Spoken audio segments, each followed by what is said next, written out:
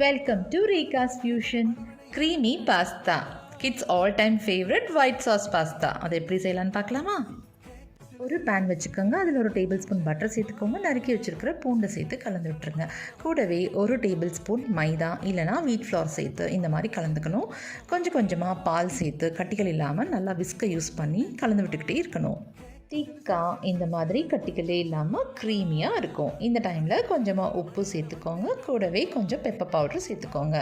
இந்த ஸ்டேஜில் நம்ம வேக வச்சுருந்த பாஸ்தாவை அதுக்குள்ளே சேர்த்துடலாம். பாஸ்தா எப்படி வேக வைக்கணும்னு லிங்க் நான் டிஸ்கிரிப்ஷன் பாக்ஸில் கொடுக்குறேன். ஒன்றோட ஒன்று சேர்ந்து நல்லா கலந்து விட்டுருங்க. தேவைப்பட்டால் கொஞ்சமாக பால் சேர்த்துக்கிட்டு கலந்து விட்டுக்கலாம்.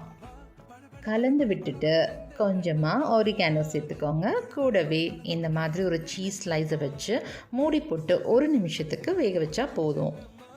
அவ்வளோதான், சூப்பர் டேஸ்டியாக க்ரீமியாக ஒயிட் சாஸ் பாஸ்தா ரெடி ஆகிடுச்சு. நீங்களும் வீட்டில் ட்ரை பண்ணி பாருங்கள். இந்த வீடியோ உங்களுக்கு பிடிச்சிருந்தா லைக் பண்ணுங்கள், மறக்காமல் சப்ஸ்கிரைப் பண்ணிக்கோங்க. தேங்க்யூ.